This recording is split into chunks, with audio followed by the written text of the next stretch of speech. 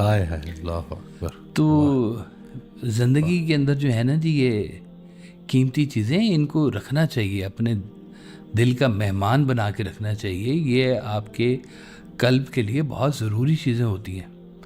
جو کہیں نا کہ زندگی میں مجھے کوئی دکھ نہیں ملا، سمجھیں کہ بس وہ پتھر دل انسان ہے. یہ کیسے ہو سکتا ہے کہ جس کو کسی کو دکھ ہی نہ ملے زندگی میں؟ ایسا تو ہم نے کبھی دیکھا ہی نہیں. کوئی پتھر ہی ہوگا جس کو کوئی نہ غم ہوتا ہے نہ کوئی خوشی ہوتی ہے. یا پھر آپ کا ویژن اتنا بڑا ہو جائے کہ غم اور خوشی دونوں ایک مقام پہ آ کے کھڑے ہو جائیں. وہ کہتے ہیں وہ غم اور خوشی میں فرق نہ محسوس ہو جہاں، میں دل کو اس مقام پہ لاتا چلا گیا. تو یہ دل کا مقام ہے کہ جہاں پر خوشی اور غم دونوں برابر ہو جاتے ہیں، اور نہ انہیں کوئی حزن ہوتا ہے نہ کوئی غم ہوتا ہے، نہ انہیں کوئی خوشی ہوتی ہے. ان کا رجوع کہیں اور ہوتا ہے. وہ اللہ کے خاص قسم کے وہ لوگ ہوتے ہیں، اور ان پر بڑی مہربانیاں ہوتی ہیں کہ غم میں سے گزار کے اپنا بنا لیا. اس نے اپنا بنا کے چھوڑ دیا، کیا اسیری ہے کیا رہائی ہے. اسیری ہے کیا رہائی ہے. واہ. تو وہ بن کے رہو کسی کے، بہت اچھی بات ہوتی ہے. یہ اس کو سنبھال کے رکھو زندگی کے اندر. محبوب تو ہونا زندگی کا ایک لطف ہے. میں کیسے کہہ دوں کہ یہ کوئی بری یاد ہوتی ہے؟ یہ بالکل بری یاد نہیں ہوتی، یہ بہت حسین یاد ہوتی ہے. آج بھی دیکھیں نا، آپ کبھی پرانی البم کھول کے بیٹھ جائیں نا، تو کوئی ہیپی مومنٹس آپ دیکھ رہے ہو نا تصاویر کے بیچ میں، تو آپ بیٹھے بیٹھے ہیپی ہو جاتے ہیں. وہ تصویریں دیکھ کے ہاں کتنا مزہ آیا، ہم مری کے ٹور پہ گئے تھے، ہم نے یہ کیا وہ کیا، وہ دیکھو یہ وہ وقت تھا فلانا تھا ہے. تو یہ ساری باتیں دیکھتے دیکھتے آپ بھی اس مومنٹ کے اندر گھس جاتے ہیں اور ہیپی ہو جاتے ہیں مومنٹ کے اندر. اسی طرح سے جب کبھی ہم کسی غم کو یاد کرتے ہیں تو ہم موقع پر غمگین بھی ہو جاتے ہیں. ان نیچرل نہیں ہے، یہ بہت نیچرل ہے. یہ سارا کچھ ہونا انسان کے ساتھ ہو جائیں، لیکن اس کو وقتی رکھیں تاکہ زندگی میں آپ کا کوئی مصرف اور بن جائے، زندگی کے اندر کوئی بات کھل کے آپ کے سامنے آ جائے. یہ زندگی کا جو غم ہے یہ آپ کو آخرت کے لیے تیار کروایا جاتا ہے، تاکہ آپ کی نرم مٹی کے اندر وہ بیج پیدا ہو جائے جس کو خاص اللہ نے اپنی محبت کے لیے چن رکھا ہوتا ہے. غم والے کو نا ایک چیز بڑی مزے کی ملتی ہے ڈاکٹر صاحب، یکسوئی. اور یکسوئی ملتی ہے، ہما حال ایک خیال مل جاتا ہے اس کو. اور یہی یکسوئی تو اللہ تعالیٰ چاہتا ہے کہ یہ یکسوئی آپ کو جو ہے نا، یہ ادھر سے جب نکلے تو پھر میرے ساتھ یہ یکسوئی کنیکٹ ہو جائے. تو جب وہ کنیکٹ ہو جاتی ہے نا آپ کی، تو پھر سرکار ویسا فرماتے ہیں کہ اگر مجاز سے حقیقت بھی مل جائے آپ کو تو اس مجاز کو بھی سلام کر لینا چاہیے کہ یہ بھی تیرا ہی دیا ہوا تحفہ ہے. ہم شاید یہاں تک نہ پہنچ سکتے، لیکن تیرے غم نے ہمیں اتنا سرفراز کر دیا کہ اس نے اپنی بارگاہ میں ہمیں قبول کر لیا. ہم اپنا ٹوٹا دل لے کے اس کی بارگاہ میں پہنچے اور اس نے اپنا بنا لیا ہمیں. یکسوئی سے کے اوپر نا مجھے حضرت کا بڑا پیارا فکر ہے کہ دو خیال وسوسہ ہے، ایک خیال صراط مستقیم ہے. تو یہ یکسوئی آپ کو صراط مستقیم پہ لے جاتی ہے، سیدھے راستے پر. یہ ہماری پریشانیاں، ہماری غلط فہمیاں ہوتی ہیں، کوئی تو ہو جو ہماری غلط فہمیاں دور کرے. ایک شخص نے مجھے واقعہ سنایا، کہتے ہیں میرے اوپر بڑا غم آ گیا نا، تو مجھے کسی نے ایک بزرگ کا نمبر دیا، تو میں نے ان کو فون کیا اور میں نے اپنی پریشانی بتانی شروع کی. بڑا غم آ گیا، بڑا غم آ گیا. جواب میں اس بزرگ کا ایک ون لائنر فکرہ تھا کہ بیٹا لگتا ہے تجھے کسی کی دعا لگ گئی ہے. واہ واہ واہ. کہتے ہیں میرا تو پرسپیکٹیو ہی بالکل، میرا تو سوچ فک میں کیا گلے کر رہا تھا، اور مجھے ایک الگ جو ہے میرا رخ بدل دیا، اور مجھے ایک اور طرف انہوں نے جو ہے میرا رخ موڑ دیا کہ لگتا ہے تجھے کسی کی دعا لگ گئی. اب دیکھیں کتنا پازیٹیو یہ بات ہے ساری کی ساری، جس کو لوگوں نے کتنا نیگیٹو رکھا ہوا ہے کہ جی غم دے گیا، گلے میں رہ گئے، چھوڑ دیا مجھے، میرا میاں چھوڑ گیا، تو فلانی نے دھوکہ دے دیا مجھے، عہد و پیما ہمارے ساتھ تھے، وعدہ وفا کہیں اور کر دیا. تو اس طرح کے واقعات تو ڈاکٹر صاحب بھرے پڑے ہوئے ہیں. وہ کہتے ہیں کہ اللہ تعالیٰ سے نا آپ دعا کیا کریں کہ یا اللہ ایک تو مجھے میرا غم سنبھالنے کی اہلیت عطا فرما، اور دوسرے نمبر پر تو مجھے سے بہتر عطا فرما۔ اب بندہ سوچے کہ فرض کریں محبوب ہی ہو، چلیں کوئی بھی، بندہ سوچے کہ اس سے زیادہ اب میرے لیے کیا ہو سکتا تھا، میری تو کائنات ہی اس کے ساتھ جڑی ہوئی تھی ساری کی ساری۔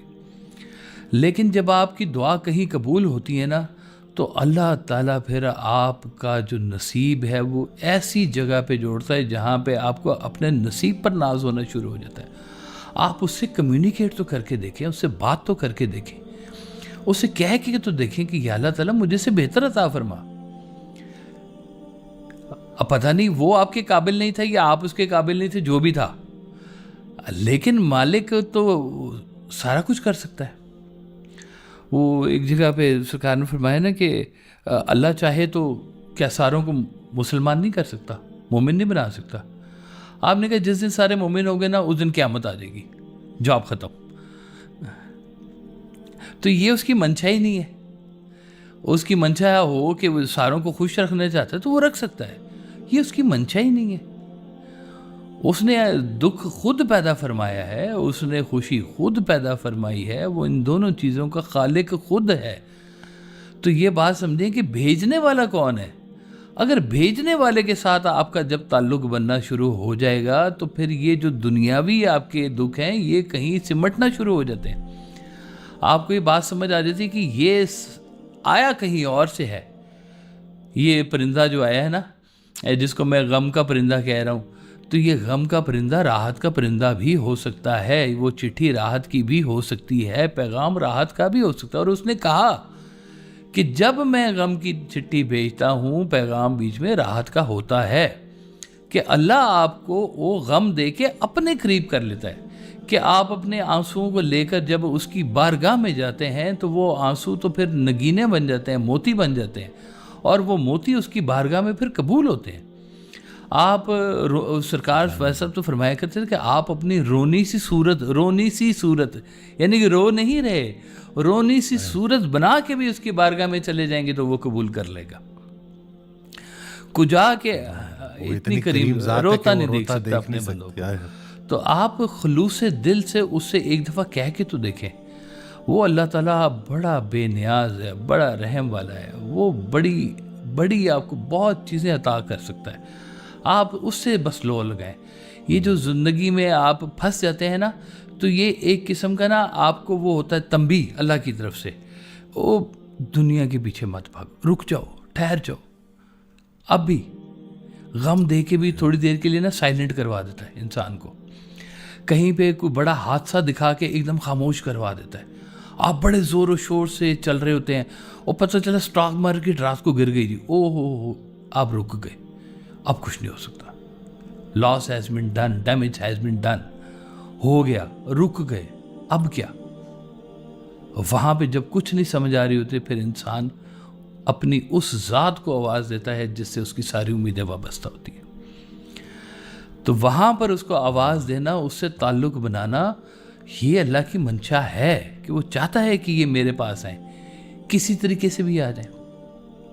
اگر ایسے آ جائیں تو یہ تو بڑے شارٹ کٹ والی بات ہے کہ وہ ہم ان کے پاس گئے حرف آرزو بن کر، خواہش تھی ہے نا جی، حریم ناز میں پہنچے تو بے نیاز ہوئے، اور پہنچ گئے، اب کیا رونا روتے ہو ہے؟ اللہ اکبر۔ وہ اسامہ ہمارا جو ماشاءاللہ بڑی اس دن کال پہ بات ہو رہی تو بڑے مذاق میں وہ کہتے ہیں کہ ابھی آپ کی جب کلپس لگتی ہیں نا اور آپ کی باتیں لوگ شیئر کر رہے ہوتے ہیں، حضرت کی باتیں جو آپ بتا رہے ہوتے ہیں وہ لوگ اپنے اسٹیٹس پہ لگا رہے ہوتے ہیں، تو میں وہی سوچتا ہوں کہ جب یہ ڈاکٹر ہمارے پاس آیا تھا تو یہ خود بھی بول نہیں سکتا تھا، اتنا گھبرایا ہوا تھا۔ آئے تو یہ بس لائف میں جو آنے والے غم ہے اس کو قبول کرنا ہے۔ حضرت نے اس دن ایک آڈیو میں نا بڑی مشکل بات بڑی آسانی سے سمجھا دی نا، کہ ہم یہ گلہ کرتے رہتے ہیں کہ اس کا مفہوم ہے نا کہ لوگ ہم سے باغی ہوئے پڑے، تو وہ ارشاد فرماتے ہیں کہ آپ مجھے یہ بتاؤ کہ آپ کا وجود آپ سے کب باغی ہوگا. اصل میں یہی تو باغی ہوا پڑا ہے. واقعی جی. اور اسی کو تو قابو کرنا ہے.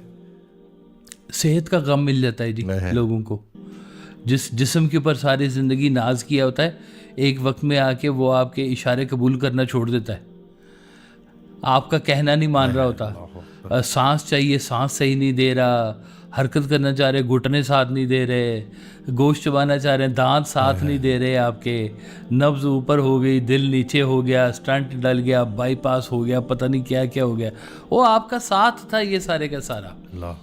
یہ جو غم ہے نا جی, یہ آپ کے کپڑوں کی طرح آپ کے جسم پہ نہیں ہوتا, آپ کی کھال کی طرح آپ کی ہڈیوں کے اوپر ہوتا ہے. یہ ایسا اس نے آپ کو پکڑا ہوتا ہے. اللہ اکبر, اللہ اکبر. تو یہ غم اثاثہ ہے. یہ اگر آپ کے جسم کا یہ حصہ بن گیا ہوا ہے تو اس حصے کو آپ نے کاٹ کے نہیں پھینکنا. اب آپ نے دیکھنا ہے کہ میں نے اس کے ساتھ رہنا کیسے ہے.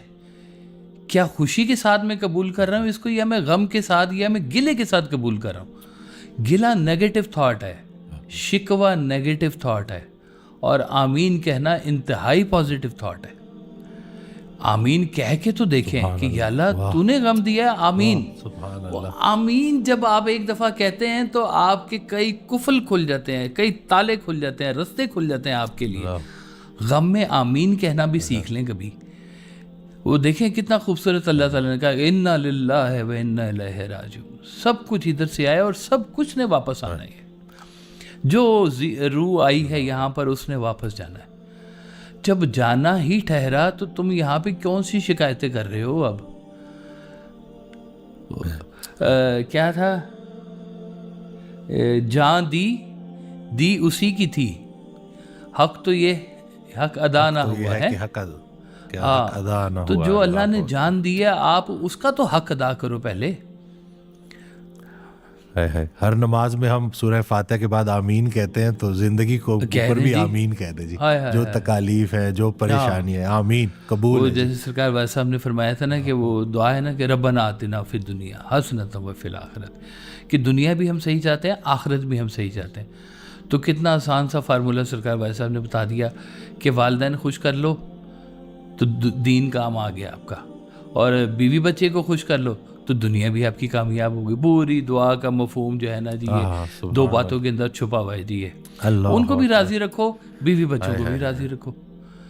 تو یہ ان دونوں کے درمیان جنگ نہیں کروانی, بیوی بچوں کے اور والدین کے درمیان. یہ اب آپ کا کھیل ہے کہ کیسے بچا کے نکلنا ہے دونوں کے درمیان سے, کہ ادھر بھی گستاخی نہ ہو اور ادھر کے حقوق بھی ختم نہ ہو.